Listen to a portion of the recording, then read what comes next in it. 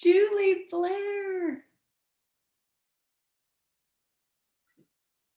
Hi, Julie. Oh, feel free to unmute yourself. Hi, how's it going? Oh, it is so good to see you.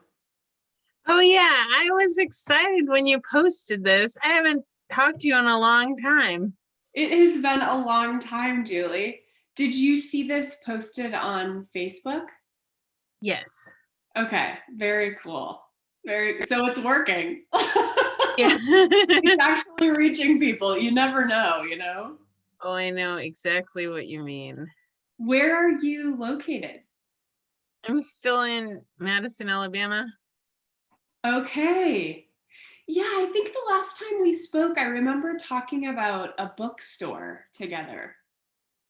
Oh yeah, well, so I'm not working at the bookstore anymore.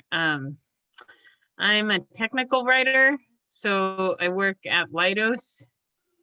Actually, Okay. I'm going after this to a charity walk for Leidos, so I'm wearing this like Leidos shirt. Okay. Yeah, Representing your company. right, sure. That's so great.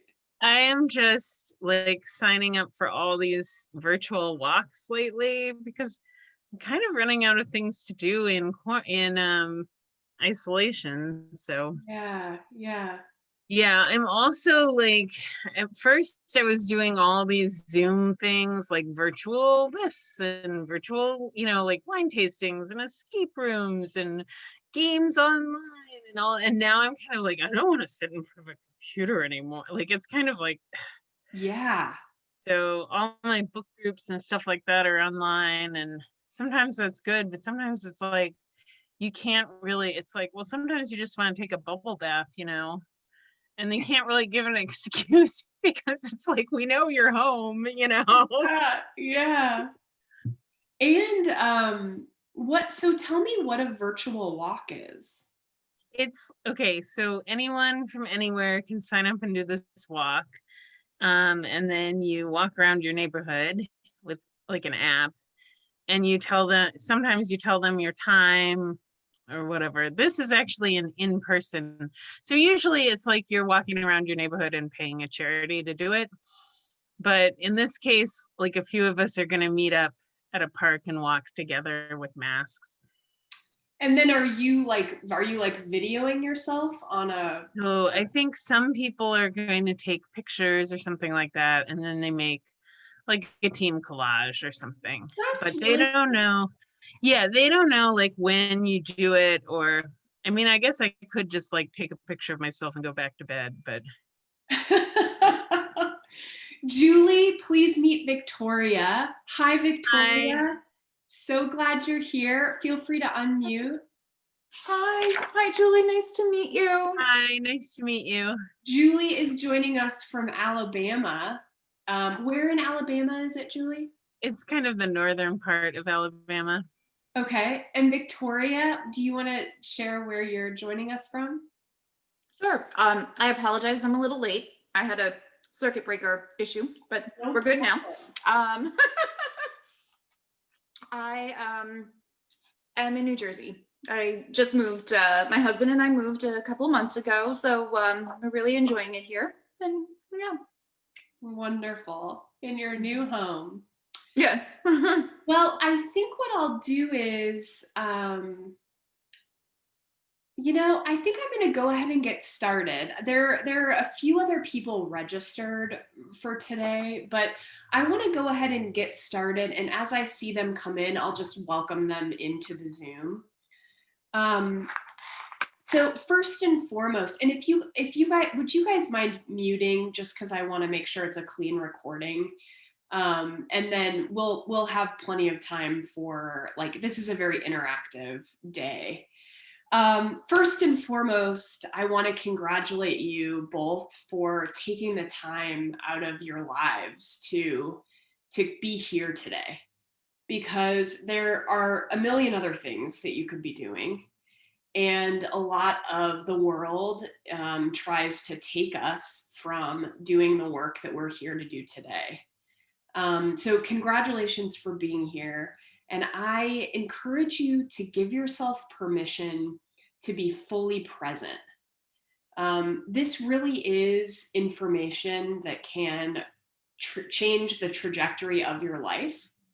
And you will get out of it what you put into it and how you interact with the information. So, whatever you need to do to allow yourself to be fully present right now, whether that's closing tabs, putting your phone on mute, whatever you need to do, I really encourage you to do that and really give yourself the gift of this information really settling in and allowing you to listen to your own voice of inspired insight. It is my voice talking, but it's sort of like a guided meditation in that you're really here to listen to your own voice. So allow the words to just wash over you so that you can hear what it is that you need to hear today. And then I just want to say thank you. Thank you so much for being here today. I want you both to know that this is my vision. This is me living my vision. And my plan was to move forward with this presentation, whether there were people here watching or not. And I am just thrilled that there are people here watching and getting to play along with me as I really am living the vision that I've created for me. And you'll learn way more about that as we get through the day. So let me share my screen. I did make a presentation for today in Canva, which is so fun. Oh geez, let's do this. Okay, so we are here to learn how to live a life that you absolutely love. And the way that I'm going to describe this is to apply the law of attraction, which is something that you may have heard of before. This is also summed up as manifestation. And I think these concepts can be intellectualized pretty easily. And what I want to really help you do is actually apply them into your everyday life so that it goes away from this like cloud of understanding into actual application. So that's what we're here to do today. And these are my intentions for our time together. First, I want to take you through the cause of our results, and I want to explain the law of attraction. Um, all universal law is very often summed up in that law, the law of attraction. But I bless you, Victoria. I want to. Oh, don't worry, you're muted. I just saw you sneezing. What I want to empower you in knowing is that the law of attraction is as predictable and consistent as the laws of electricity or gravity or aerodynamics. It's not some magical law. It's the same sort of thinking as electricity and gravity. So it's very scientific, predictable, and consistent. The next thing I really want to support you in doing is to create a vision for the future you. So we have this thing called an imagination. And as far as we know, we are the only species on the planet with the ability to imagine. And by that, I mean to choose the images that we are mentally rehearsing. As far as we know, we are the only species on the planet with the ability to do that. So I want to support you in using this faculty called your imagination to actually create a vision for your life that just makes you giddy to think about. I want to help you understand why we get stuck. There's this moment when we make a really big decision for our lives, and there usually follows moments of feeling stuck or feeling an internal tug of war, or hearing voices that keep us from taking action on the big decision that we just made for our lives. So I want to talk to you about why that happens and what to do when that happens so that you can then hear your voice of inspired insight and take the action step that you need to take to get you in the direction of your vision. I also want to talk to you about the power of support. I'm here today because I have stepped into support with my mentor for 3 years. So this didn't happen by reading books, listening to podcasts. All of that actually set me up for finding my mentor. But the power of support has collapsed time in my life and helped me deepen my understanding of this. And I really want to empower you to see the same. And forgive me while I just stop share for a moment and make sure no one else has. Okay, great. Thanks so much for your patience with me. I just want to make sure there aren't other people trying to join. Okay, wonderful. Let's move on. So what is your intention for today? And I encourage you to write this down. So you are in this moment, you are investing your most precious asset, and that is your time. And I think that we are more cognizant of this than ever because we are reminded of this virus every day. And you and I both know that's not the only way that our life could end. Our life could end at any moment. So, and that's not to get, sad. It's really to get intentional. It's to make a decision that you're going to spend your time in a way that benefits you. So, writing an intention is really making an advanced decision that you're going to get out of your time investment something that really you love, something that benefits you. And here's our schedule for today. So, and this is in Central Time. I know you're both in Eastern Time. So we're gonna go for about an hour and a half. We're gonna take a half-hour break, and then we're gonna come back for about another hour. And I'm so glad that you're both here because I really wanna make this interactive because there is so much power in hearing another person speak their vision. So my hope is that you feel comfortable enough by this afternoon to speak your vision here on the Zoom call today. Okay, so let's start with a little bit about me. Again, I'm just over here checking to make sure no one else is trying to get in. Okay, let's start with a little bit about me.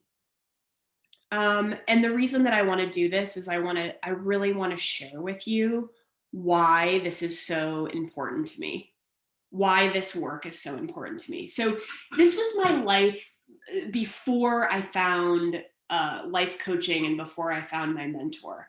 My first entrepreneurial endeavor was to start a personal styling company called Tailored Tomboy. And I was really passionate about it. I felt that urge to do it. And in that endeavor, when I was setting out to be an entrepreneur, that was really when I found self-development.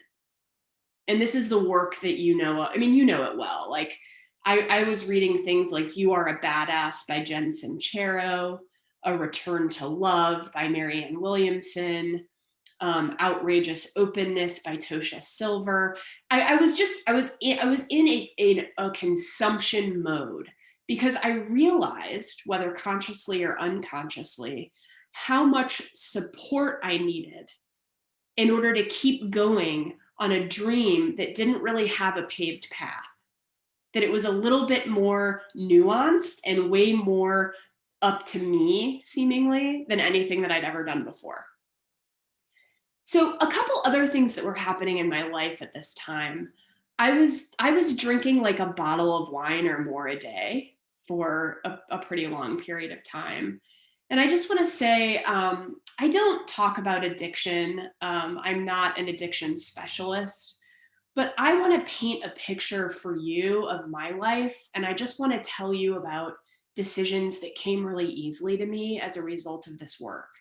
So the reason that I bring up alcohol is because it was a big part of my life. And I just want to paint a really clear picture for you of that. When I was in romantic relationships, which I was for, like the 15 years after I graduated college, my interpretation of how to be in romantic relationships was to constantly ask the question, what would my partner love? So we're going to get into that question today. I want you to hear that what I thought the question that I should have been asking was, what would my partner love? And you're going to hear the difference between how I think today. Okay. So that can be described as codependency. That can be described as overfunctioning, however you want to see it. A couple other things that were happening in my life at this time were I had a really strained relationship with my dad and my stepmom. It was difficult even to get through a phone conversation without feeling very emotionally charged. So what I'll say is my life was good and I created some really good results for myself. And all of these pieces, these podcasts and books and all of these different programs that I signed up for, they really set me up for meeting Felicia, my mentor. So this is a picture of Felicia Searcy, my mentor, who I attribute really understanding how to deliver the information that I'm delivering to you today.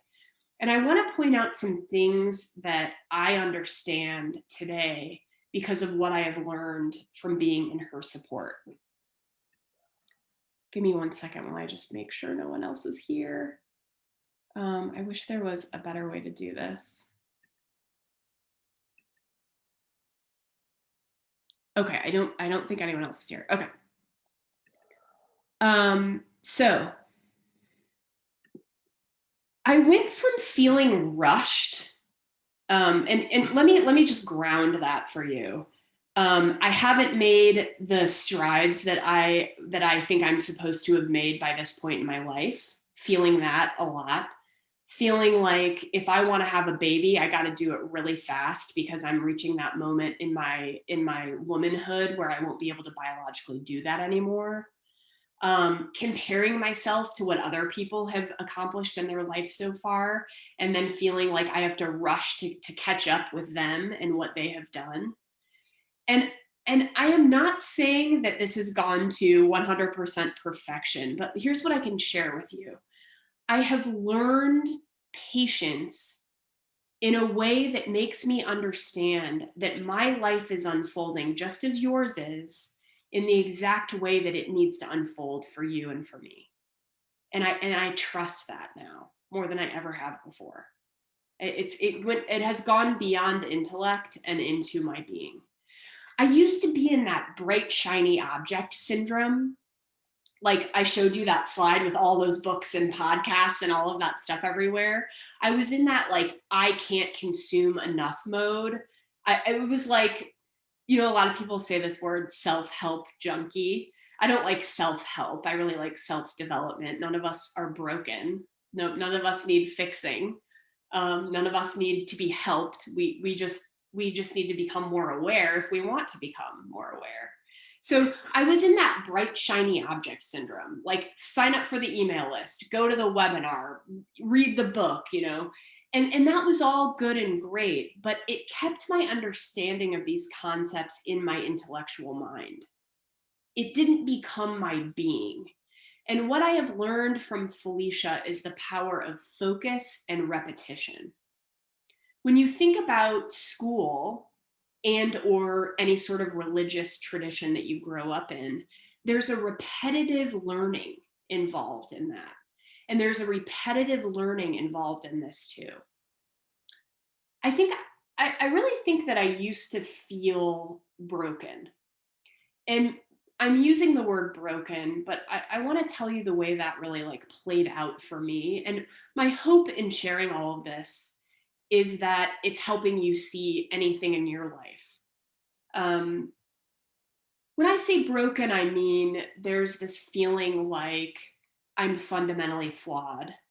I wrote a story about myself early on in college that I wasn't a planned pregnancy and therefore I wasn't supposed to be here. I mean, all of the silly stuff our brain can do. So I really went from feeling broken for whatever reason, whatever the story is, to feeling whole, to feeling like there's nothing that I need to do. And I want to empower you in knowing this too. There is nothing you need to do to earn your existence. This is a big one for me. This has been a really big one for me. So that feeling of being fundamentally flawed has now changed to an understanding of that I and you are unconditionally loved by a power that is so much greater than our intellectual minds can even understand. So this has also led into this idea that it's all up to me. A lot of people talk about mindset, and I love mindset. I love that conversation. But what I want to encourage you to understand is that we are in a conversation about awareness, not mindset. And here's the difference. Awareness is an acknowledgement that there is something so much greater than you and me at work that you are always plugged into, that always is helping support you in anything that you want to create in your life. It is not up to you alone. And what happens when we plug into that is that we go from pushing to allowing. We go from making it happen to making it welcome. That is manifestation in its true form. It's really getting out of the way and letting life happen through us. So here are the results. These are the things that have happened for me in my life that I have literally created. And here's what I want to tell you about this. The reason that it's so fun to share this with you is because I know that it was a system that led me to this. It was not preferential treatment. It was not being in the right place at the right time. It had nothing to do with being in the right group of friends or the right network. I am living this life as a result of a system that I have been working for the past 3 years of my life. And I continue to work, and I want to share it with you today. So one of the results of this is that I have now been a life coach working and enrolling new clients for 2 full years. So I have created an entrepreneurial endeavor that has sustained for 2 full years. I've done in-person speaking events and online speaking events. And then perhaps, my favorite result is meeting Dan, the love of my life that you see pictured here in a lot of different places. And a lot of that had to do with believing that I could find a person that was a match for me, not a person that I was supposed to help and fix. That was a massive shift in creating a relationship of this caliber. It was finding a match and not somebody that I was supposed to fix or help. My relationship with my dad and my stepmom, my dad and my stepmom are in this photo. It's really never been better. And I'll tell you this, it's not because of anything that they did. It's not because their political views changed overnight. It's not because we don't disagree anymore. It's because I now have a different level of awareness about a couple key things. One, I didn't come from my parents. They were my channel into this life, but they're not where I originated. I originated from the same stuff that you originated from, which is the most loving energy that we can possibly imagine. So that has helped me in major ways. And another major key factor in having this new relationship with my dad and my stepmom is that I no longer need anything from them in order to give me permission to live any part of my life. There's no permission. There's no waiting for the approval. It's all about me standing for what I'm doing, and they meet me right where I am.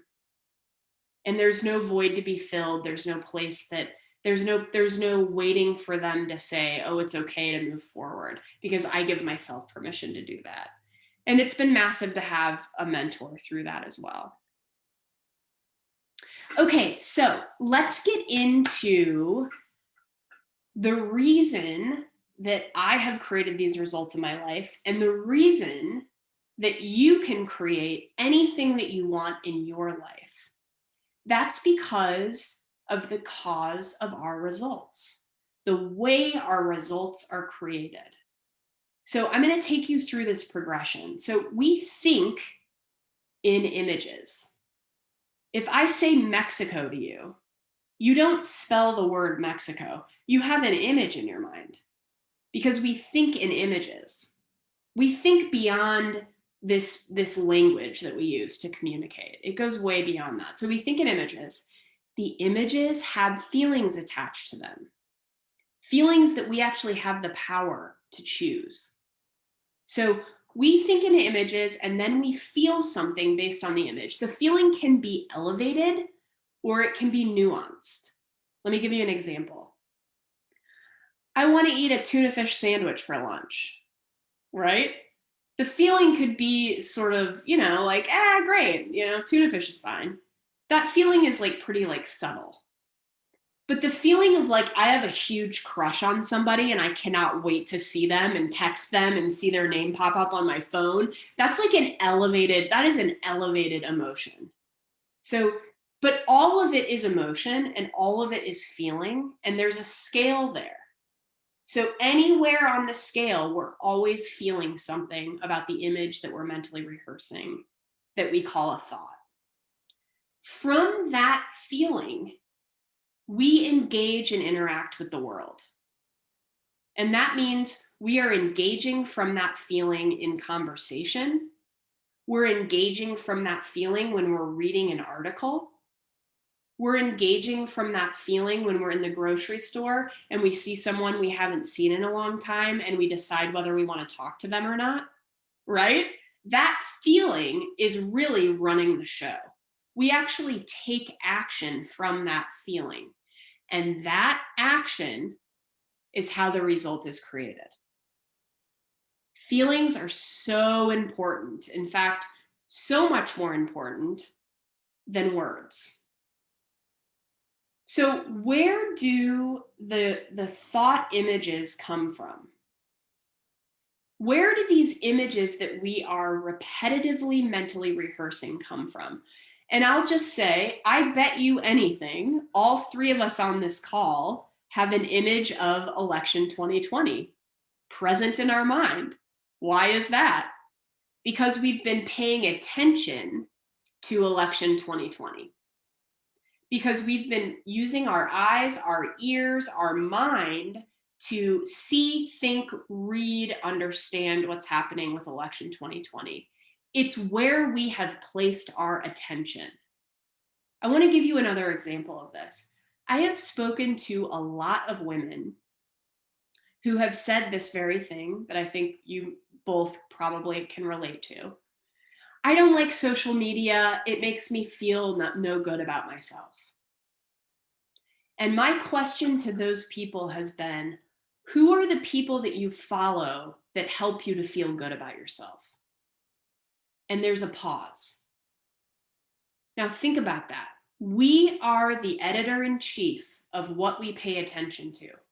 No one chooses who you follow and what you read on social media. You are the one that chooses. And think about how easy it is to say and hear, I don't like social media because it's really not good for me. All these people are saying these things that make me feel bad about myself. When in reality, you are the one that's choosing what you're reading and following on social media. And in that place, and listen, I'm not advocating that you go on social media all the time, but it's a really great example of what's happening in our world today. And it's a conversation that I hear over and over and over and over again. Here's my question for you. What are you paying attention to on social media? Because it's not social media that's creating the bad feelings. It's what you're paying attention to within social media that's creating the bad feelings. And there are things even in that realm that could create good feelings in you. And it's true for everywhere. Social media is just such an awesome example of it. So let's just break this down really simple.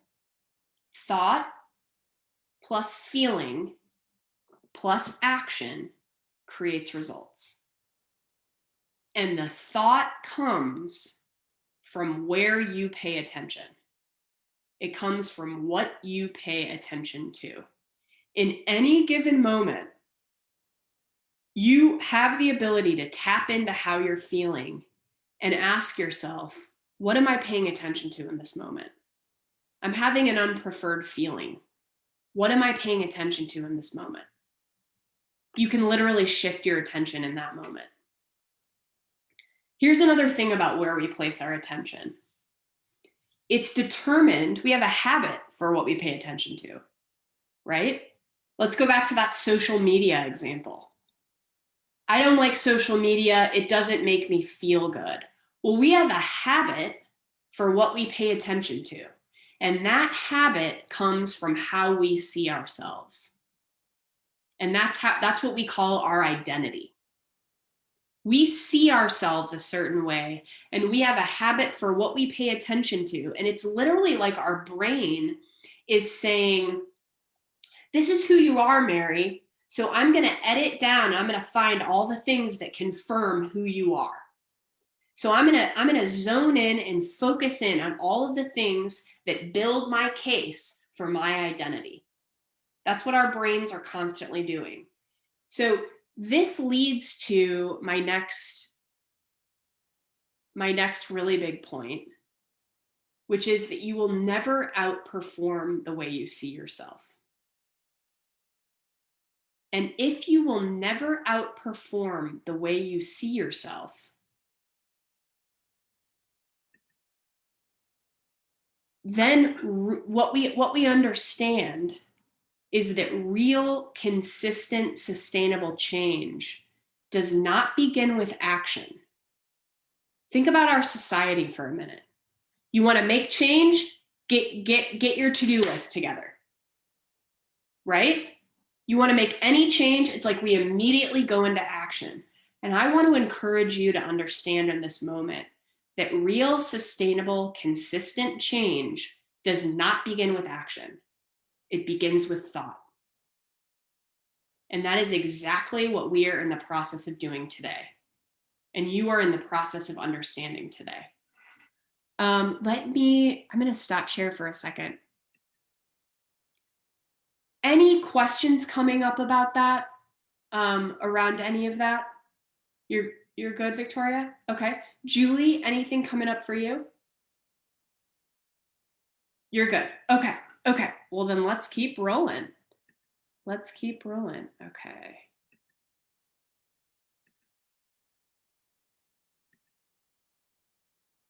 Okay. So real sustainable change does not begin with action. It begins with thought. And your thought is happening because of your habit of where you place your attention. And where you place your attention is determined by how you see yourself, which is what we call our identity. Okay? So here's the next piece of this. This is Dr. Joe Dispenza, who he has a very science-based approach to what we're talking about today. And what he says is the quantum field, so all the energy around us, it does not respond to what we want. It responds to who we are being. And our identity, the way we see ourselves, is who we are being. And this is the piece that most people don't understand as it pertains to the law of attraction and manifestation. So a lot of people have an understanding of what I'm going to call, and this is what Felicia calls it, episodic manifestation. And what that means is I hold $10,000 in my mind for so long that $10,000 appears in my life. And that's possible. I mean, that is like the power of our thought.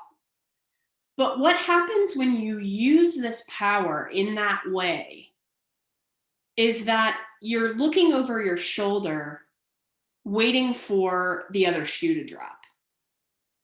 There isn't a trust. There isn't a transformation in that moment. So it's almost like if somebody gives you $10,000 from a state of lack, a state of, oh my God, I need money, I need money, I need money, I need money, and then $10,000 comes in, there's a moment of relief, and then there's a moment of, but what's going to happen next? Where's the next $10,000 going to come from? This was a one-off, right? There's all that sort of noise happening. So what we are in the process of understanding today goes beyond that episodic manifestation, and it goes into true transformation. And true transformation is actually what gives you freedom. That is truly understanding the cause of our results and being able to repeat that process so that no one thing ever becomes more important than you understanding and applying that. So no person, no amount of money, nothing is more important than you understanding how extremely powerful you are and then applying that power in your life.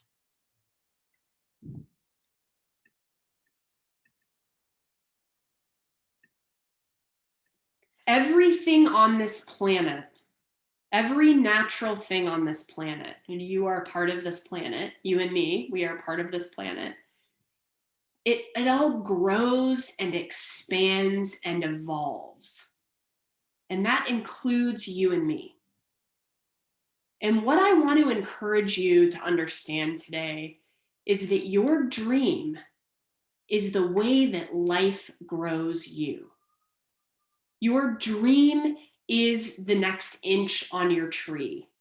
It is the leaf. It is the blossoming bud.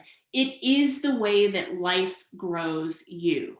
It's the way that life moves through you and invites you into another level of awareness and understanding of the reason that you're here. And the truth is, we can't prove this, right? I can't back this up with data-based evidence. But what I can tell you is that what happens when you really plug into a dream is that you begin to organically see the things in your life that no longer serve you. And you get to clear that away and have more of the stuff that you love and less of the stuff that you don't. And that, to me, is the reason that we're here, truly. I encourage you right now to lean in to two emotions that I don't think we give ourselves permission enough to lean into. And here's why. The reason that we might not allow ourselves to lean into desire, and this may or may not resonate with you, take what is yours, leave the rest. Desire can feel selfish. That's a word that especially women throw around a lot. Selfish. This idea that if we're thinking about ourselves, we aren't thinking about others. The idea that if we're not just grateful with what we have, if we're desiring for more, then it's an indication that we aren't grateful for what we have. And I want to tell you right now that if desire is what grows you, if desire is what expands you, then it actually means that it is your duty to tap into your desire, to grow along with everything else on this planet that is growing and expanding. And the way we live in a world of contrast, light and dark, the sun and the moon, the winter and the summer. Love and fear. We live in a world of contrast. And the reason that the contrast helps us is that it's very difficult to know one without the other. It's difficult to understand light without dark. It's difficult to understand peace without war. Not that I want any more war, but you know what, you get the point. So the reason that discontent is such a powerful thing to tap into is because it informs your desire. When you feel discontent in any level, it is actually an invitation for you to understand what you desire more deeply. And that can be a very nuanced work. There can be things that are very obvious, like I go back to money a lot. I think money is just an obvious one because in our society, I think it's a constant conversation about how everything would just be better if I was making more money. I think that's a very constant message that we get. When the discontent reveals itself, it is actually an invitation to lean deeper into your desire. So if discontent is showing up somewhere, allow yourself permission to listen and to feel. And then to think to yourself, if this discontent were gone, it would mean I would be living what experience? This is how we write our vision.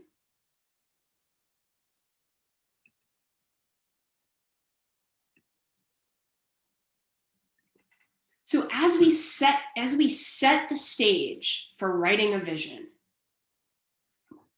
I encourage you to sit with this question. And I would really love to make this part interactive. So I'm going to share this question and then I'm going to stop share my screen so that we can talk a little bit more about this.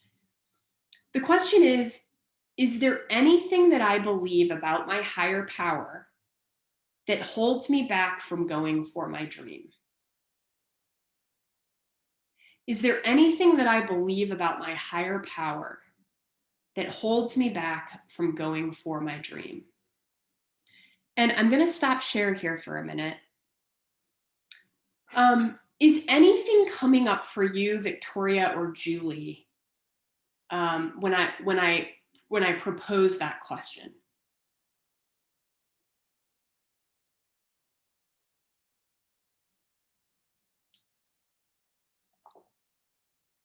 Would it help if I shared?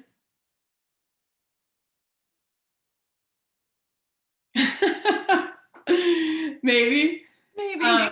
Maybe. Yeah. Okay, Julie, is anything coming up for you? Go ahead and unmute. So fun to have a small group like this. Okay. I guess I want to know, maybe I need more of what that question means. Yeah.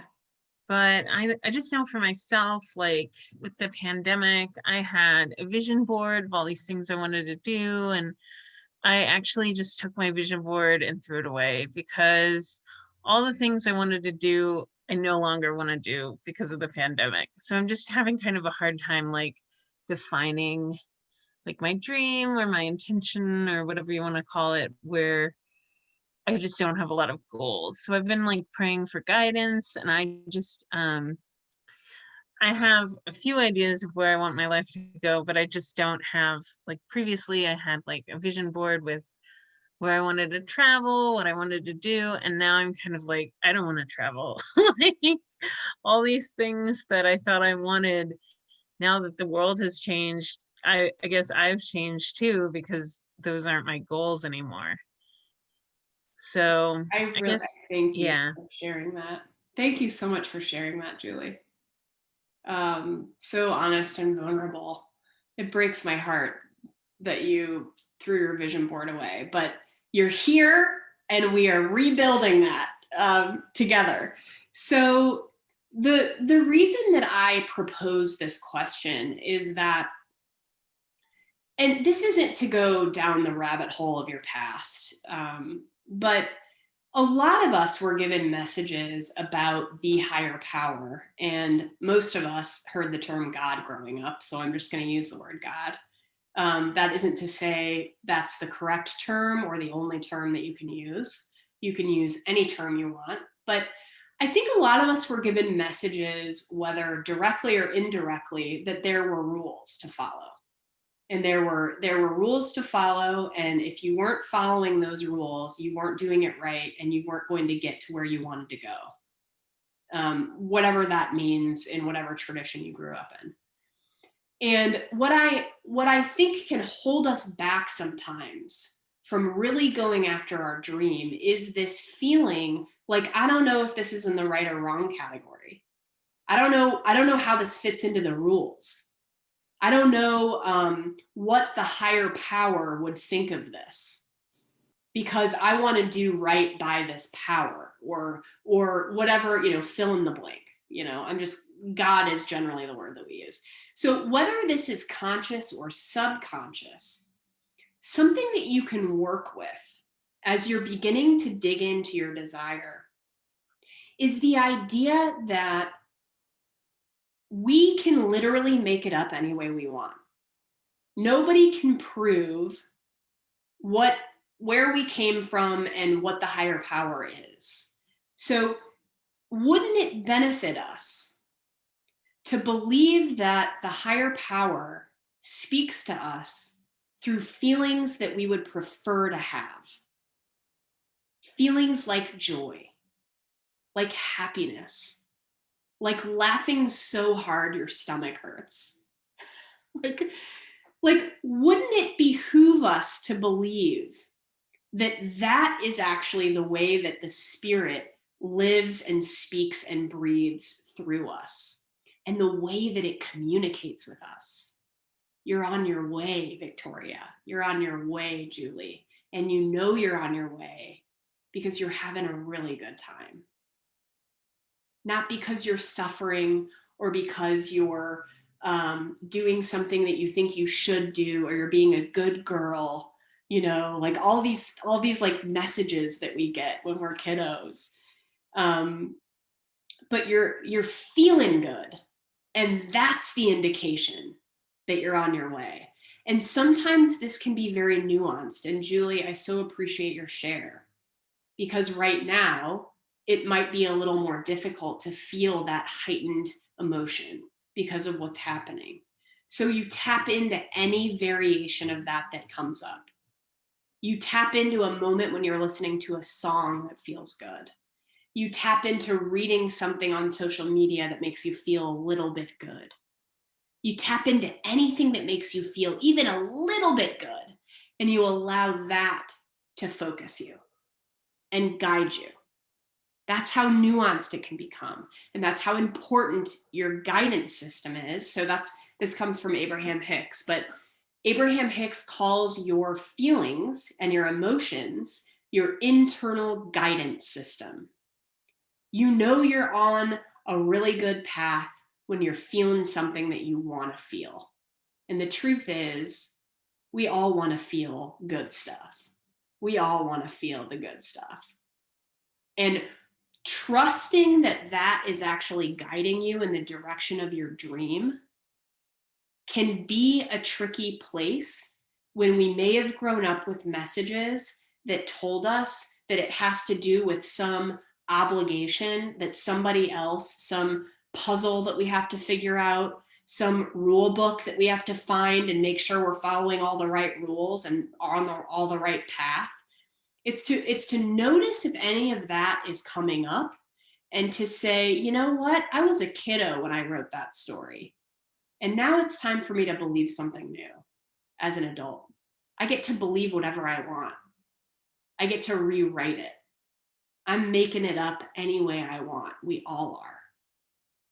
So is that making sense, like with that question that I brought up? Yes, no? Yes. Okay, good. Thank you. Victoria?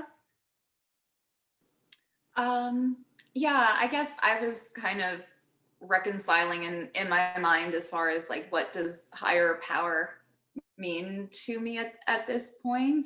Yes.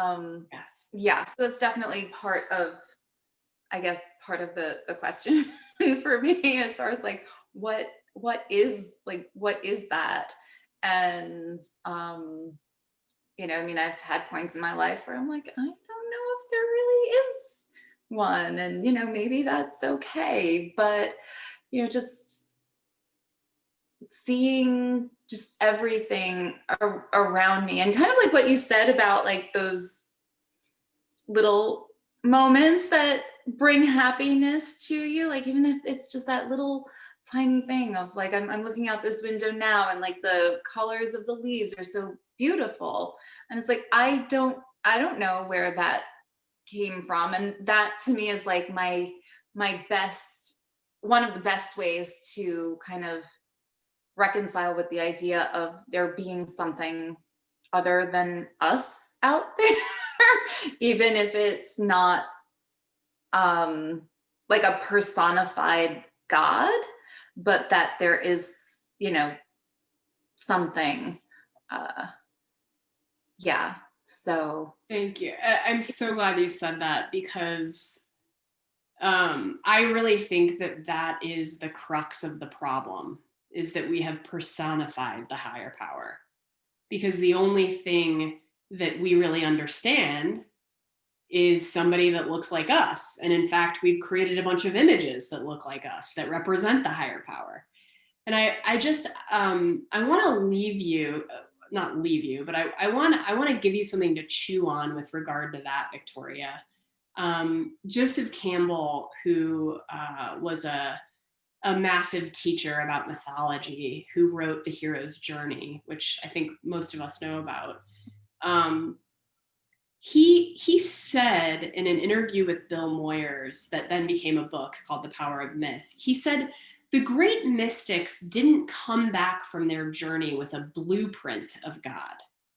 They came back with a wonder and an awe.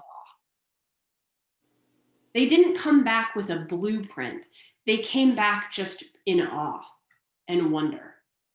So I wonder if it would help you not to debate whether there is or isn't a God, which is just that, you know, exhausting round debate, but to think that I don't need to even define it or give it an image. Rather, I'm just going to tap into how I feel and believe that how I feel is guiding me. And there are things that happen that remind me that I'm not doing it on my own. For example, things that we call synchronicity, coincidence, really, you know, running into somebody that we just absolutely love, getting a phone call from somebody that has been on our mind, getting an opportunity in our career that seems almost magical happening out of the blue. You can literally just begin to believe that that is something bigger than you at work, always there supporting you, supporting what you want in your life so that you can expand into an even greater version of who you already are. And I'll say this, Joe Dispenza calls it the quantum field, the energy, the quantum field. He gives it a scientific term. So if it's helpful to take all of the mysticism out of it. Oops. Let me get back to my presentation. Okay. So that's really what I wanted to support you with. Like, I want to support you with trying on this idea that we came from an unimaginably loving substance. And literally the way that this energy looks at us is the way that you look at somebody that you are just madly in love with. A little kid, a puppy, your partner, your grandparents, you know, your parents, like whatever it is that you look at and you just think to yourself, I want nothing but the best. I want nothing but the best. I don't want to choose for them. I want nothing but what they want for them. This is how this energy looks to you. Just try it on. Another person in this conversation His name is Neil Donald Walsh, and he wrote a book called Conversations with God. So I'm going to use the word again. But here's what Neil Donald Walsh says. Love is not what you want.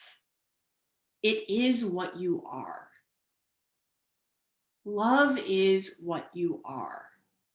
You came from it, you are made of it, and you be it. So what he's saying here in this quote is, it's important not to go searching for it outside of us, but rather to understand that we are it so that we can be it, which goes back to what Joe Dispenza said. The quantum field doesn't respond to what you want. So I want love, I want love, I want love. It's not responding to that. Be love. Be love, and the quantum field will show you love in return. So if we're just going to try on this idea that Neil Donald Walsh is right, that love is what we are, every single one of us, okay? We're just going to try this on, okay? This means that the most powerful, potent question is to ask, what would I love? It is the most potent, powerful question that we can ask. And here's why. We need to speak the language of that which we are and that which we came from in order to hear the clear message. I have to speak English to speak to you so that you can understand the words coming out of my mouth. We need to speak the language of love to speak to the very substance that we came from. And this is why Sarah Blakely is on this slide. So if you don't know who Sarah Blakely is, Sarah Blakely is the founder of Spanx, which is a garment that she created because she didn't want to see a panty line when she was wearing white pants. She's from Florida, so that's obviously like a typical thing to wear. And this is why I want to bring this up to you. Imagine for a minute Sarah Blakely saying to herself, in today's current climate, there's a pandemic. We have a spotlight shown on racial injustice brighter than probably any time before in our lifetimes collectively. And we have massive political conversations that are creating a lot of collective thinking, which I think is actually a really amazing outcome of all of these things that are happening. So imagine Sarah Blakely having this idea, I really don't want to see a panty line through my white pants. Imagine some of the things that could come up, and really no matter what period of time it is, but right now more than ever. Well, Sarah, who cares? That is so unimportant. We are dealing with a global pandemic.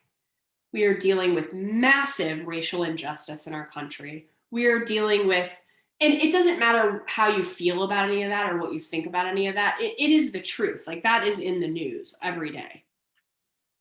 We are dealing with much bigger problems than a panty line showing through your white pants.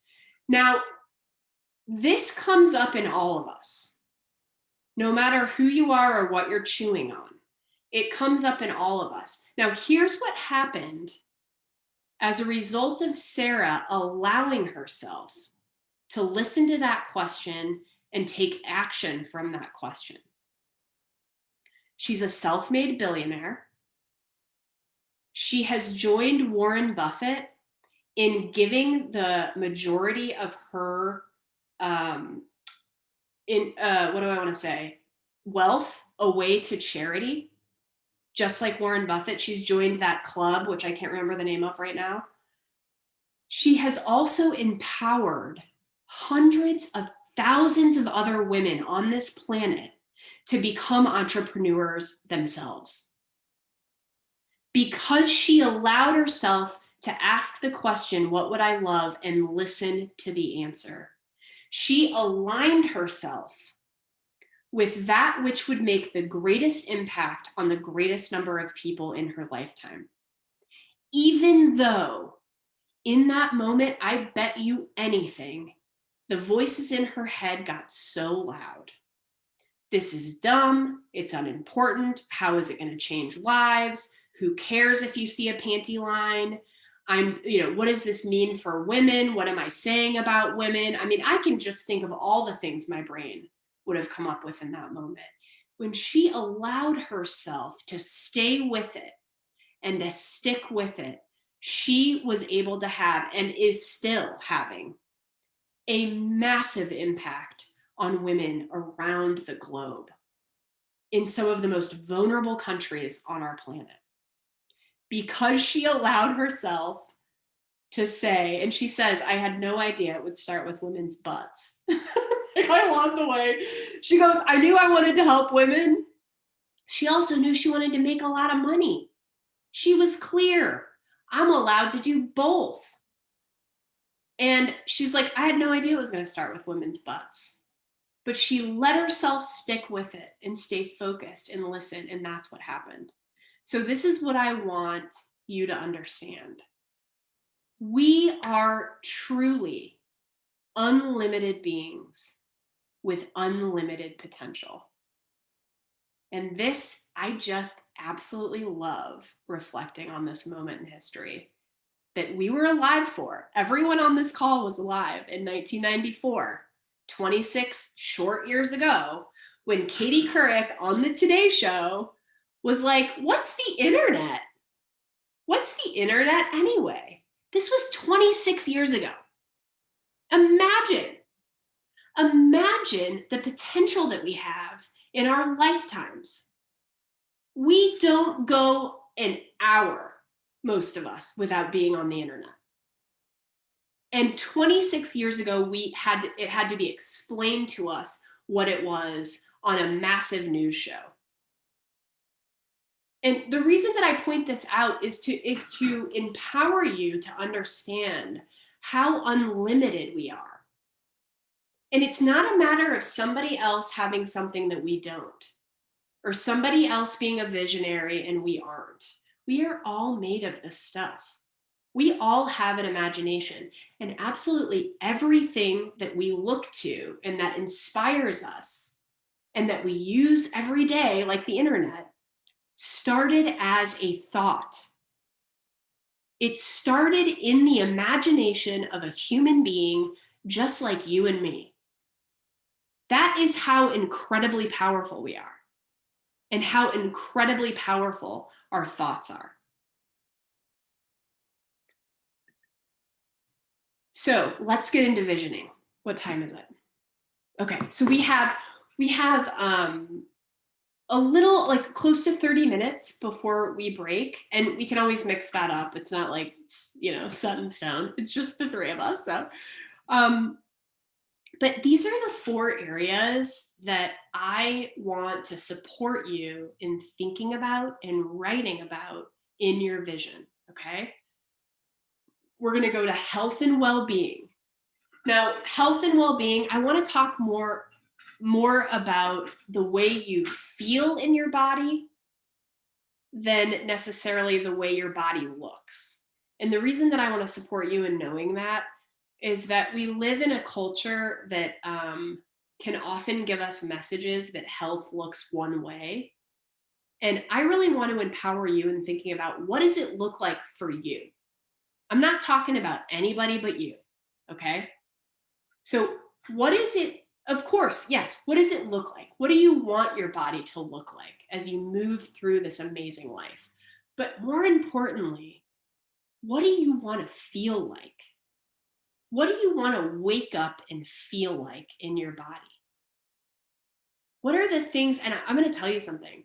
I used to write, I want to wake up feeling hydrated. And I forgot to tell you this at the beginning of the call. I haven't had alcohol in over 1.5 years. That's another result of this work. And I used to write about waking up feeling hydrated. And I had no idea that I was leading to this decision to take alcohol out of my life. I really had no idea. So it's just something to think about. Let it inform you. Think about the way you want to wake up. Rested. I always say I want to feel flexible and strong in my body so that I can do whatever I want, whatever activity I feel like doing that day. I want to do it with ease and no pain. I just want to feel great. Okay, the next is relationships.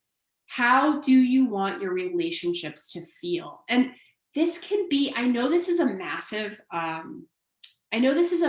category, but here's what I want you to think about. What's top of mind when you hear that word? What comes to mind immediately when you hear that word? Is it relationships to clients? Is it relationships to your beloved? Are you calling in your beloved? Is it relationships to your parents, to your family, to your friends, to your colleagues? What comes up for you? And usually it's like 2 or 3, maybe not even that. Usually it's like 2 or 3 categories of relationships. But the thing is, what happens is that the way that one relationship works and the way that you create more ease and love in one relationship, it affects every other relationship in your life. It can literally affect the way that you read the news and think about your relationship to every other citizen in our country. The next category is time and money freedom. And when you think about time and money freedom, I'm going to give you 2 really easy images. When you open your bank account on your computer or on your phone, what is the number that you would love to see in there? And let yourself dream whatever you want to see in there. Like, you open your bank account and you're like, I love the number in my bank account. What is that number? The other thing that, as far as time, which is literally the blueprint of our lives, our calendar is the blueprint of our lives. When you're looking at a calendar, just mentally at 1 week, what would you love to be in that week of activities? Just what would you love to see on your calendar? And then the next thing is vocation.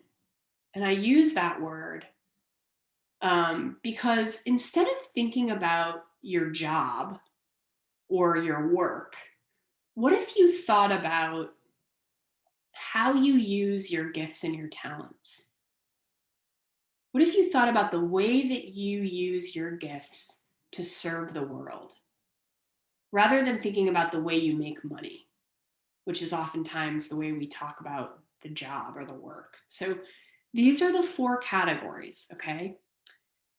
Now, I'm going to give you a couple guidelines for writing your vision. The first thing I want you to do is write 3 years from today, okay? So the reason we're going 3 years out, and Victoria, I know you've already heard this before, and I so celebrate you for being here today again and hearing it again. Allow it to deepen. Allow the understanding to deepen even further. So it's November 7th, 2023. Okay? November 7, 2023. That's what you're going to write at the top of your paper. Then you're going to write, I am so happy and grateful now that. And you're going to write your vision as if you are already living it. So here's an example. I am so happy and grateful now that I wake up hydrated, well rested, my skin feels moisturized, my joints feel flexible, I feel strong. I wake up in my dream house on the lakefront. I look out my window and sip my coffee. My beloved walks into the kitchen and we have breakfast together. I'm looking at the calendar of my day and I can't wait to speak to all these amazing people and use my gifts and my talents to serve them. I open my bank account on my computer and I see this number in my bank account and it lights me up because it's actually a symbol of the impact that I've made in the world.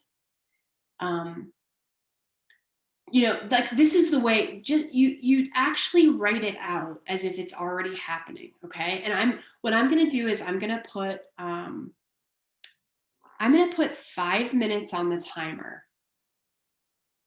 And I'm just going to allow you to write for 5 minutes. Start with, I am so happy and grateful now that.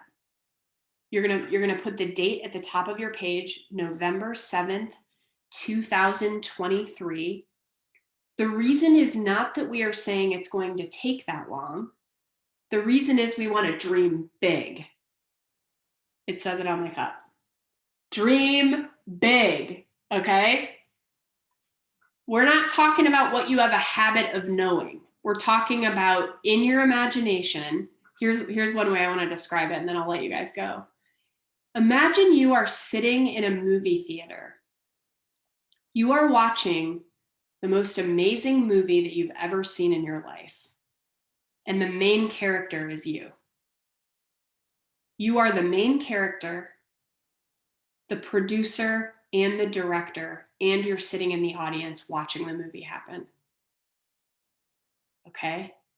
At the end of that vision, you're going to write this or something better still.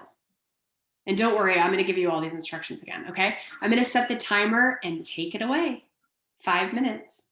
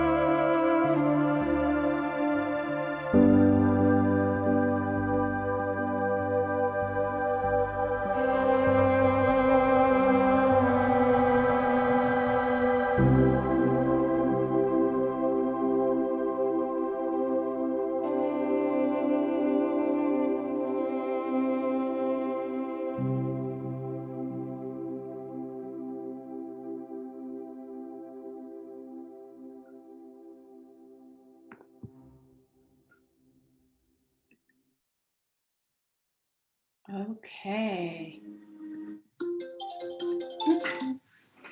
Okay, so if you're in the middle of a thought, just write ... to be continued. And I mean, I would encourage you to go back, of course. Would either of you be open to sharing any aspect of what you wrote? It's not, you don't have to, just feel invited, not obligated.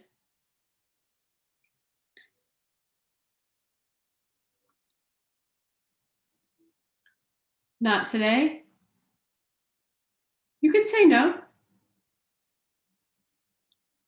No?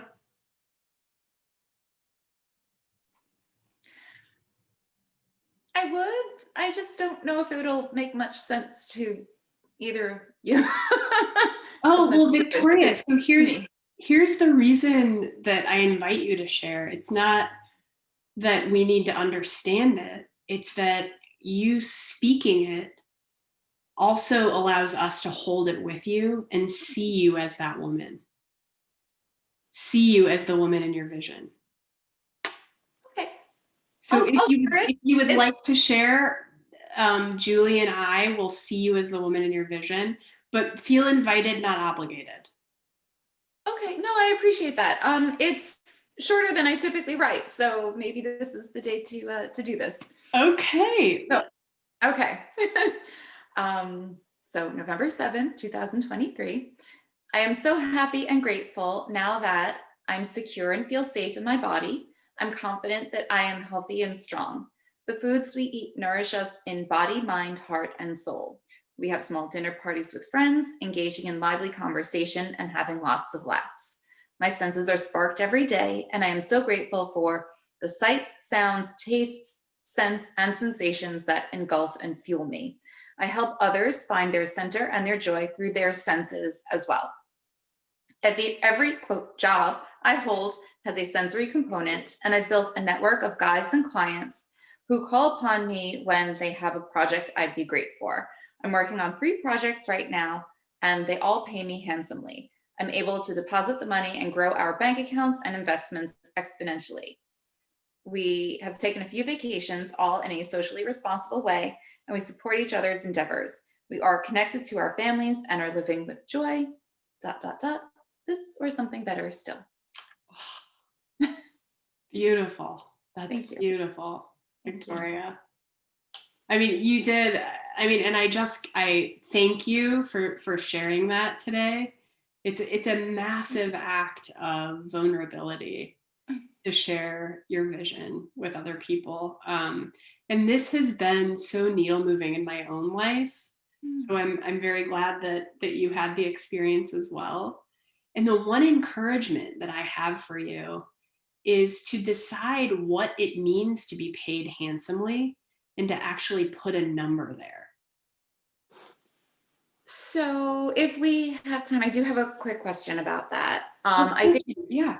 okay, so one of the things that I find challenging is that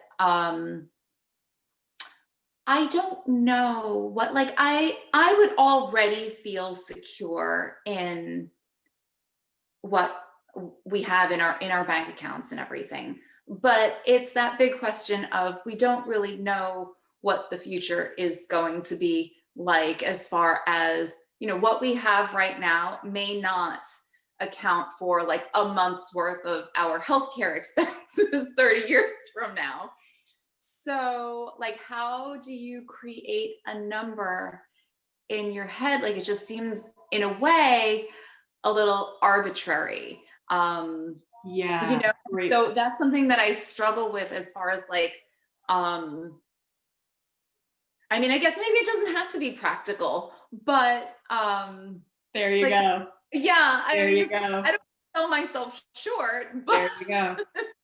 but I mean, I guess part of it is that I think the problem is that I'm already happy with what we have. It's just that fear of, you know, at some point this may not be enough. Victoria, I so appreciate this question. So first, what I want to say is, are you allowed to desire more if you already have enough? I think so. Okay. Yeah, why not? So in a world of infinite possibility, where you're having more does not mean that anyone else has less. Think about how much you would love to be paid for projects and how much you would love to have in the bank account. So it doesn't have to mean it's because it will cover healthcare costs. It doesn't have to mean because all of the money might run out. It could actually just mean that it's an invitation to grow you and to think more intentionally about where you're going with your work. Because if you were to be working on projects, you would not say to the person who hired you, "Pay me handsomely." Right. That's Right? true. You would say, Right. "I charge this." Right. And the reason that we charge, the reason that we, and I would even say, I wouldn't say I charge, but it's even more empowering to say to the person, your investment is. Yeah. Because it's a literal investment in them. Right. No matter what we're buying, when we're buying nourishing food, we are investing in our nourishment. When we buy a book, we are investing in our entertainment or our self-development. I mean, whatever kind of book it is, right? It's an investment. So money is an energetic investment. And I wonder, or I sense, is there a part of you that thinks, I can't want more if I already have enough? I can't desire more if I already have enough. I can't. I'd have to sit with that for a little bit, I think. But I think for the most part, yeah, it's not really a can't. Good. Yeah. Good. That's great to hear. So in a world of you can't get it wrong, there's no number, there's nothing attached to the number energetically. It's an energetically neutral fact. But we live in a world where it is a necessity. And it's an energetic stake in the ground. It really helps you focus. And again, if you were charging for projects, if you had a price on a project, it would have to be a number, not a word. So maybe just something to sit with. You don't have to know right now, but I do really encourage you to think about a number. This is a sticking point for a lot of people, myself included. And it doesn't really matter why. It really doesn't matter why, but I do encourage you to have a number. Thank you so much for sharing. Oh, thank you. Thank you. And thank you, Julie, also for listening. I appreciate it. Julie, was there something you wanted to share?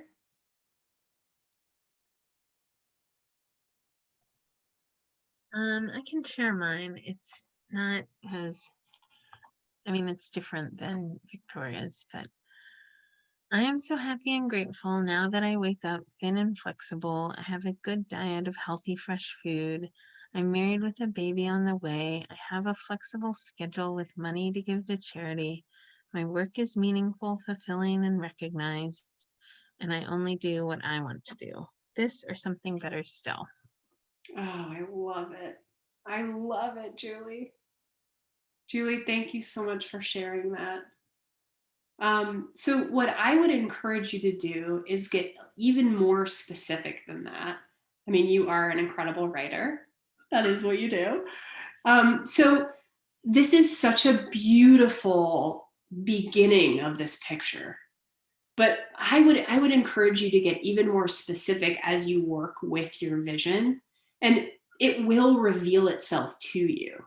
You know, when we hear writers say, it's as if the characters were developing themselves. You know, when you hear writers say that and they're talking about writing a book, that literally happens as you write your vision. it will reveal itself to you. So when you get more specific and you think about what a writer does when they write that, when they create that story and that character, is that they begin to describe it. And the reason that they begin to describe it is because it gives us a sharper mental image, and then it evokes a heightened level of emotion. We are coming up on our break. And I will tell you both, you might already have seen this on your own computer, but while you were writing your vision, it sounds like the election has tipped in one direction. So you may want to check on that on the break. Let's do 30 minutes from now, which isn't like exactly on the hour. It's like 4 minutes to the hour. Is that cool? Do you want to just meet back here 30 minutes from now? You can just put 30-minute timer on your phone. Sound good? And then we'll get into, oh, and here, I'll just tell you what I have in store. We're going to talk about the voices that keep us from moving forward with our vision. So I want to put tools in your toolbox so that you're walking away with a system to keep you in line with your vision. And then the other thing is to walk away with actual action steps that you're going to take after this workshop. Okay, I'll see you in 30 minutes.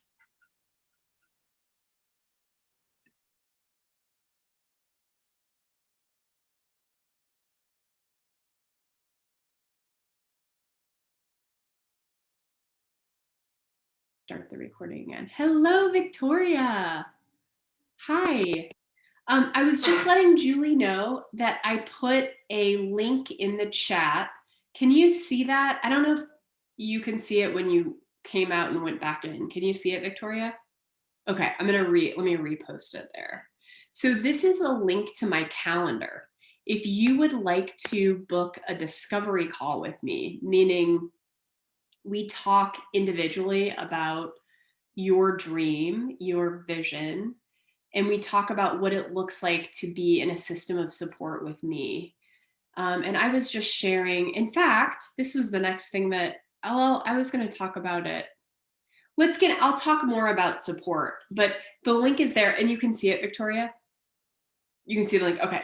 So if you want to book a discovery call with me, just click there. There should be a lot of times available. If you don't see a time that works for you, just send me an email. You know what? I'll go ahead and put my email here, even though you guys already have it. If you don't see a time that works for you, just send me an email and I'm sure we can find something that works. Okay, so let's get into the next part of what I have in store for you. And if you think back to the original intentions that I wanted to talk to you about today, one of them is to talk to you about the reason we get stuck. And getting stuck, I'm sure you already know what that feels like, but I'm just gonna get into it. Here's how I can really see with 2020 vision today how I have been stuck in my life. This is an example of the way that our paradigm shows up. And let me just define paradigm before I get into this. There is a part of you that wants to grow and expand and evolve. There's a part of you that wants to live this dream that is planted inside of you. And I want to say, when you hear that, it doesn't matter how fuzzy it feels today or how clear it feels today. There is a dream inside of you, whether it feels fuzzy or clear right now. There is a part of you that wants that dream. And there is another part of you that wants to keep you exactly the way you are. And I think we've all heard that there is this part of our brain that wants to protect us. It wants to keep us from danger. And we've all heard this part of our brain activated, for example, when we're speaking in front of a large audience, when we begin to feel that like sweaty palm and anxiety and that fear inside of us. We know that that part of our body is reacting in an inappropriate way because we aren't in danger. But what's the feeling that it's causing in our body is making our brain think that it needs to protect us, that we need to go into that fight or flight mode. Well, same sort of conversation. there's a part of you that begins to sense that you are going to change and that change is going to bring danger. And so it's going to try to protect you from changing so that it's keeping you safe. And safe is what you know, and it's where you are. It's what you have a habit to believe. You don't need help living your life the way you live it today. You don't need any help doing it the way you're doing it right now. You don't need any help with the decisions that you've already made.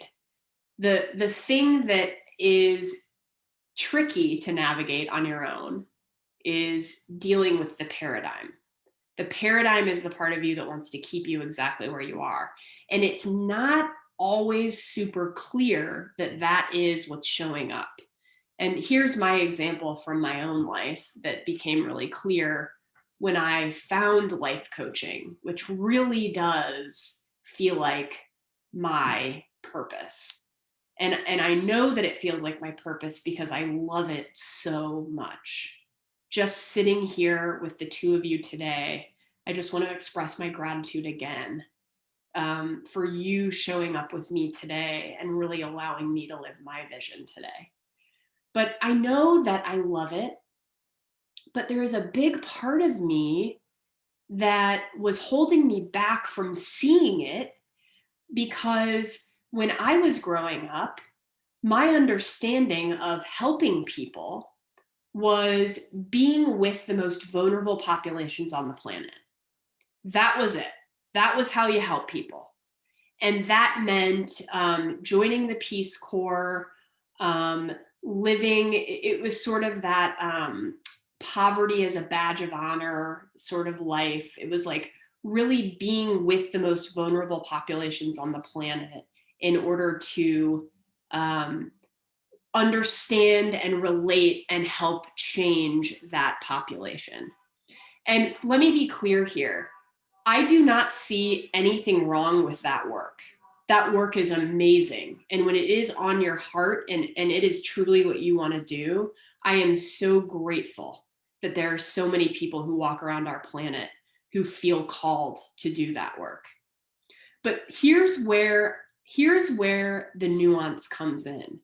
When you are doing that work from the energy of, this is the way I have to do it to make positive impact, and this is the one way, then you're doing it from a place of scarcity. And you're doing it from a place of should and obligation. And I want to empower you to understand that the actions that we take are just as important as the energy we take the action from. When we are taking action from an energy of should and obligation, and there's one way to do it, and it doesn't matter if I like it or not, I got to do it this way, that is the energy we're putting into that action. So if I began a life and a career from that energy, that is the energy that I would have put into everybody that I thought I was serving. I would have been in the energy of, this is how I got to do it. There's only one way. I don't necessarily love it, but it's the only way to help people. When I began my career, I started in sales. I started selling trips to Costa Rica, like high-end luxury trips to Costa Rica. And here's what my paradigm was saying. You're not helping people. You're helping rich people go to Costa Rica. Like, bravo, Mary. Like, you're really changing the world. I mean, it's ugly, right? It's a mean voice. And the part of my brain that said, you're not doing what your friends are doing, which is to work in social work. And that's where the real change is happening. You aren't really making the impact that you said that you were going to make in college. You aren't living up to that purpose that you set out to fulfill in college. And the fact of the matter was, I really loved luxury travel. I really loved it. I really loved going to high-end eco lodges set in the rainforest of Costa Rica. And the fact of the matter is, the money that those lodges receive, they actually use to preserve that nature and employ people in that country and help with that country's economy. But I couldn't see the positive reverberation of that work because I was so stuck on the one way. I was so stuck on it having to be the one way and looking the one way that I couldn't even see the good that I was creating in the world with that work.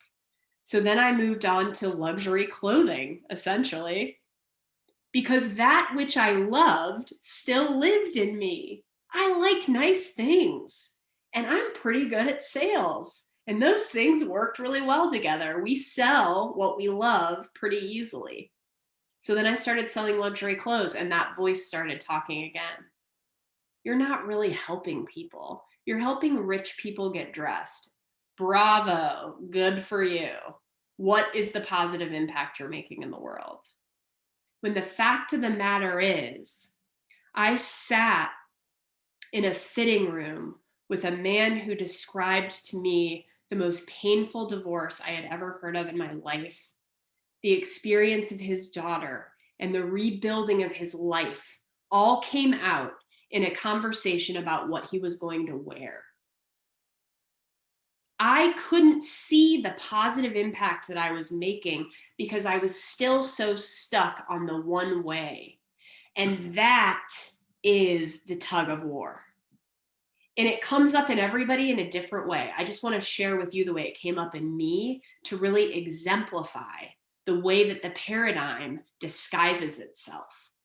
It's saying, don't change, don't grow, don't get the promotion, don't change careers because X.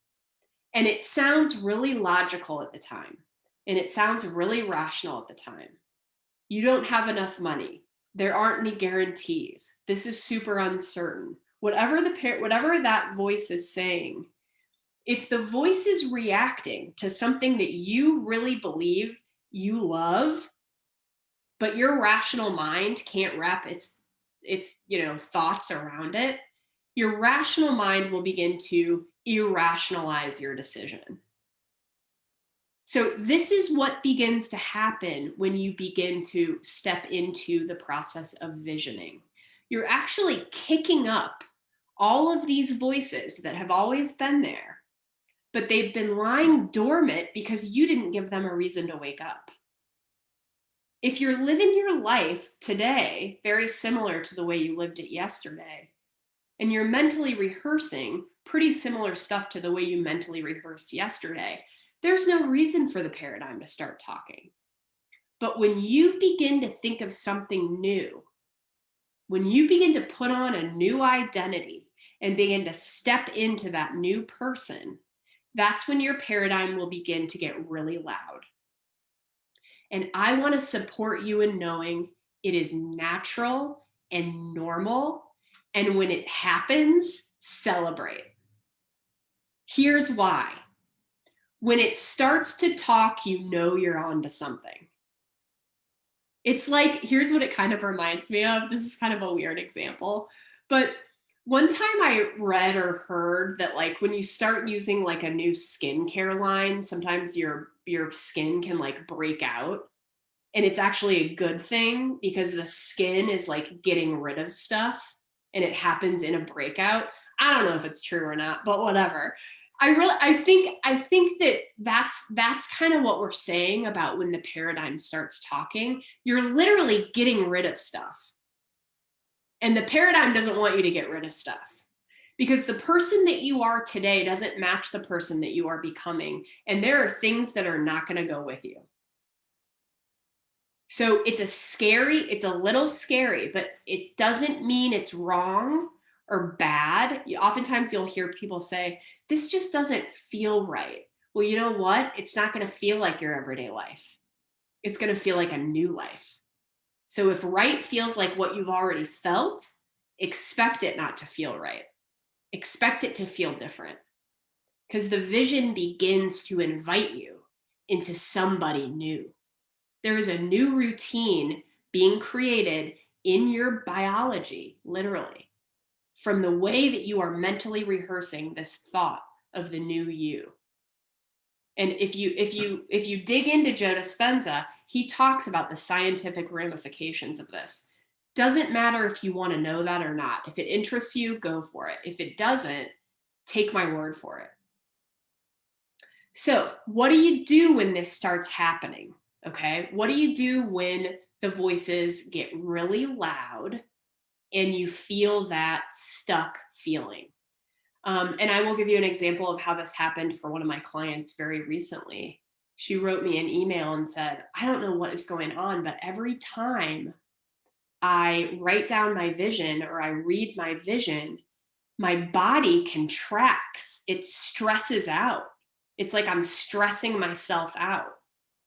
And when I ask the question, because I supported her in asking this question, what's my next right step? Right? Like, what's my next move? She said, I can never hear the answer to that question. It's always so, it's like I can't do it right.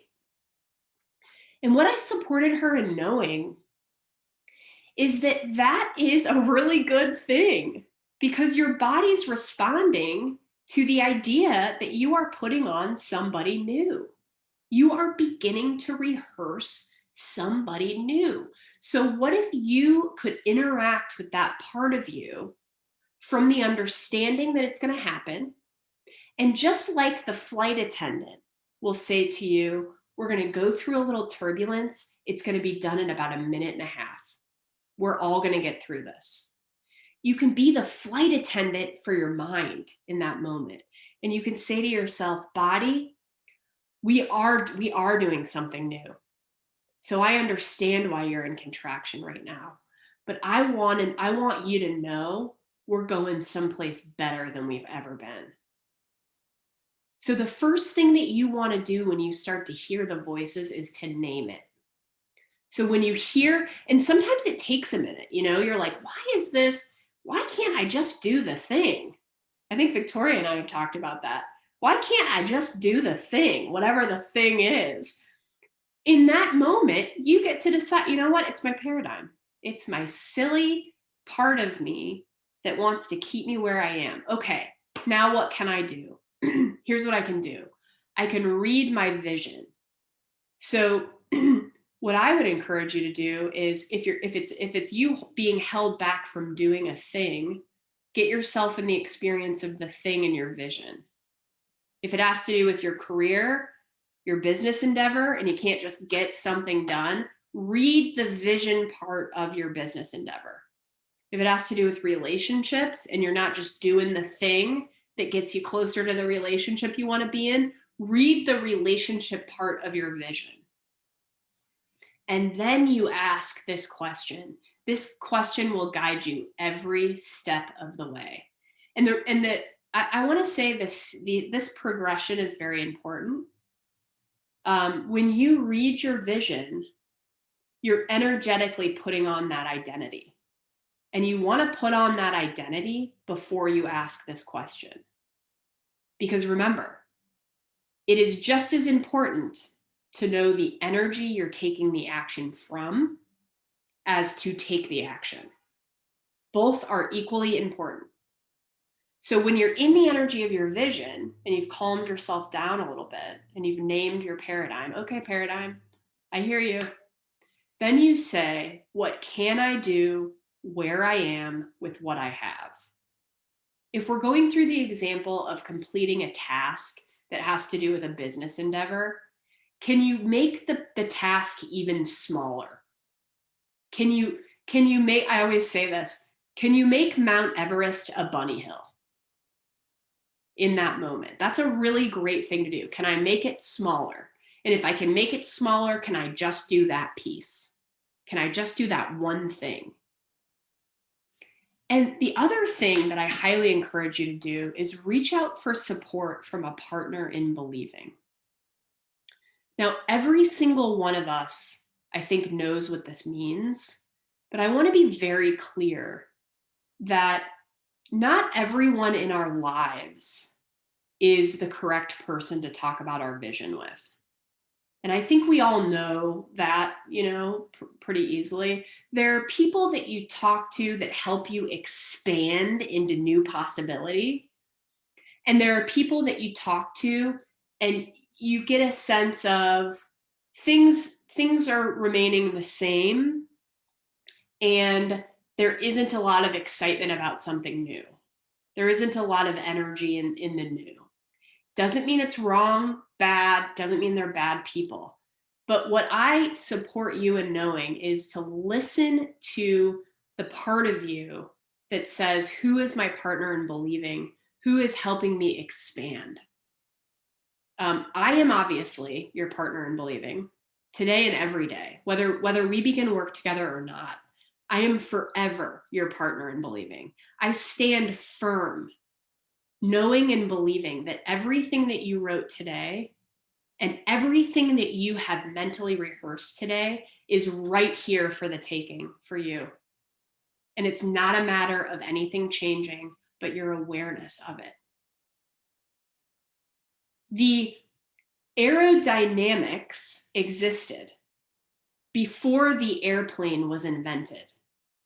The airplane was invented to work with the laws of aerodynamics so that we could fly as human beings. We didn't invent aerodynamics. Aerodynamics existed. Same with electricity. Electricity existed. It was our awareness that brought us to the point where we could work with it to create light in our homes. We didn't invent electricity. Electricity was always there. The point is, your dream is right here. It's not a matter of you having to make it happen. It's a matter of you having to become aware of it and become a match to it.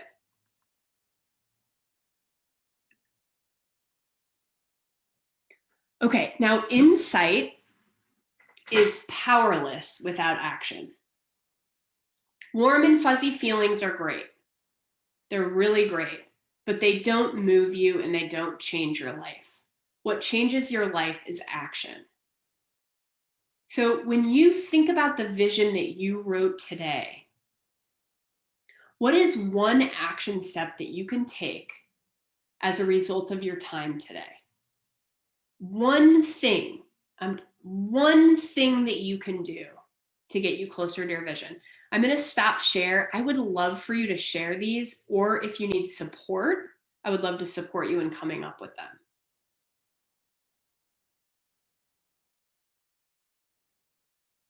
Come on in, Victoria and Julie. Go ahead.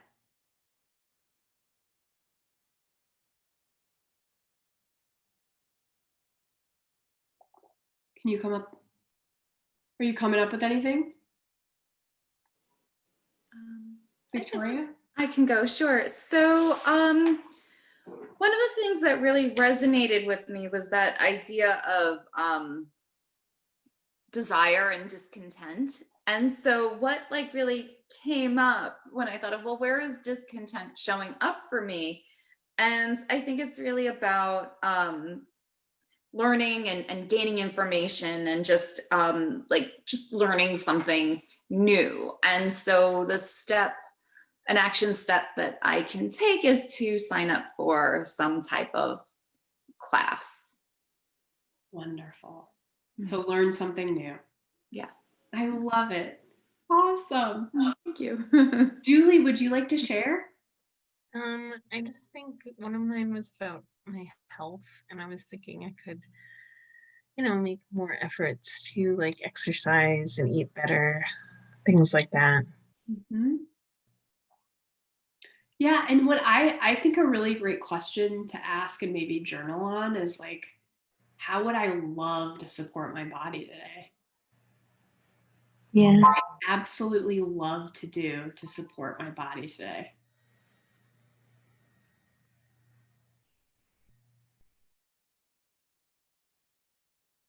And Julie, what time do you need to hop off today?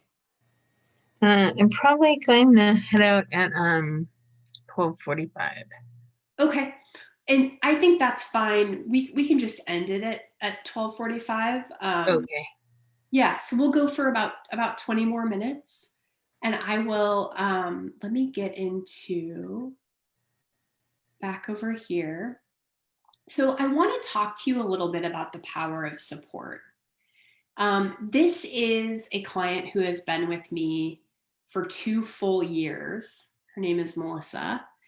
And I've really had the privilege and honor of working with her um, for a long period of time. And the reason that this is so powerful, obviously, is that relationships take time. It takes time to open up to another person and to really show them all of the parts of you. And the reason that I wrote this quote on here, small hinges open big doors, is that Melissa wasn't in a place where, the sky was falling and she was like, oh my God, I need like a complete change in my life or everything's gonna be crazy. Which to be honest with you, isn't necessarily a moment, that like survival mode moment isn't necessarily the best time to sign up for support. It's actually more often this feeling of like a nudge at your soul. Like there's something more. There's something more. Like there's something more for me to know about this life. There's something more for me to do in this life. And so Melissa was already living a great life when we started work together. She actually came to me and had a morning routine that she wanted to talk to me about. So she was already in this like self-development world and work. But what has happened for her as a result of staying in a system of support has just been remarkable. So first of all, she got married to the love of her life, and they designed and paid for on their own the wedding of their dreams. She adopted a dog, and that had always been in her vision from the first time we started working together. She has been promoted at work. She's making more money than she's ever made before. And during the pandemic, when a large portion of her company was furloughed, she was actually chosen to stay on. Now, at work, she's been given compliments, and most of them have to do with how she interacts with challenging moments. The way that she has this calm sense and a way of living in curiosity instead of judgment at work. She's had multiple people come up to her, send her a Slack message or an email or a text message and comment on the way that she interacts with moments that seem to be stressful and challenging for most people at work. So I really love this example of somebody who has stuck with it and been in this system of support for a long period of time and seen the results show up in her life. And she hasn't stopped because the results keep showing up in her life. She hasn't, and it's not about me. I just want to say that. I am so proud and grateful to be the one who gets to share this information with her, but I am not the only one that does this. My hope for all of humanity is that more of us live from a place of understanding how powerful we are. If you do it with me, I am so honored and grateful. But my hope is that everybody does it with somebody that resonates with them. That's why, obviously, I put the link in the chat so that we can have a conversation about what it looks like to be in that work with me. So before we wrap up today, I'm even early in wrapping up. Did anybody want to say anything or ask any question about vision? We didn't really talk about working with your vision ongoing. So that is something that we could talk about with our last 10 minutes or so. But are there any questions floating around?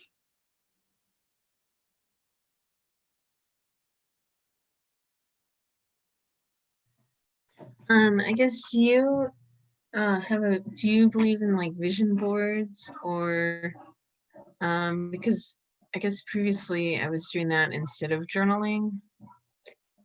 Um, I don't know which do you, is it like something you do together or I love that question. Thank you so much for asking that. Yes, so vision boards are awesome. And the point of a vision board is that it's actual images that create feelings. So the point of the way that we become that which we want to be is to actually create the feelings in our body. So the vision is actually an experience. When you think of like your snapshot image of your vision, you are pregnant, you are married, you're living in this beautiful home with your partner. There's an experience there, and there are feelings attached to that experience. So any way that you can get yourself in the experience of that vision is good, is really good. Now, the reason that I really encourage writing it down, in addition to having those images, is that there's something about there's science behind writing things down. I can't name the study or anything like that, but what I do every day, and what my mentor encourages me to do every day, is to write something that gets me in the experience of my vision every day, and that doesn't have to be long form. So that can literally be bullet points. I wake up with vibrant health. I'm pregnant and married. Um, my body looks like this. I feel like this. My relationships are like this. Loving, healthy, wonderful relationships. So just to write these bullet points every day with these emotionally activated feeling words is a really great way to bring yourself into the experience of the vision. And then to do that as a daily practice, and then, once every week or once every couple weeks, to get more into that long form vision that's more descriptive and longer.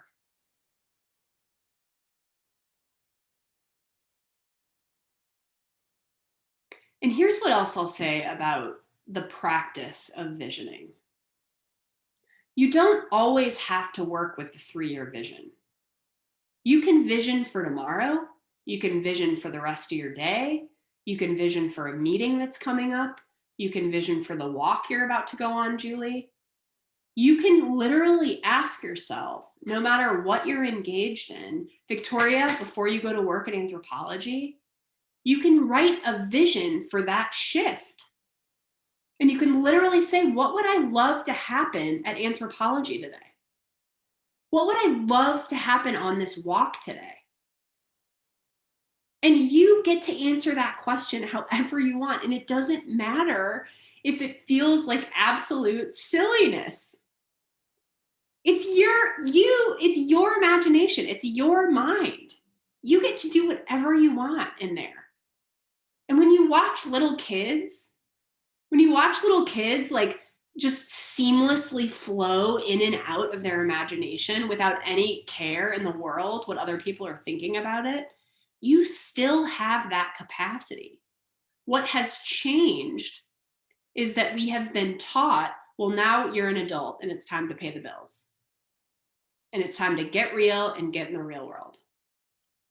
Well, I empower you to know your imagination never went anywhere. It has been there all along, the same way it was there when you were a little kid and you could go from being an astronaut to eating a peanut butter and jelly sandwich. When it was just that easy to flow in and out of your imagination, you can still do that today. And in fact, today, you get to decide the feeling that you want to experience by your imagination. What's the feeling I want to experience? This new possibility, like something opening up. ooh, I like that. I like that feeling. It kind of makes me feel like even amidst a pandemic, I have options. There are more choices than I may have been rehearsing. There's more out here than I may have been seeing, because I've been living a life thinking about who I am, the old identity. But now I want to think about who I am in the new identity. How can I begin to do that? Does that help, Julie? Yes. Good. Great.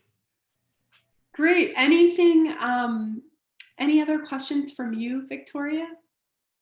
You feeling good? Yes, thank you. Yeah, I feel great. This was really, really helpful. Oh, good. Good. Well, if we're all feeling complete, I will just say again how grateful and honored I am that you joined me today.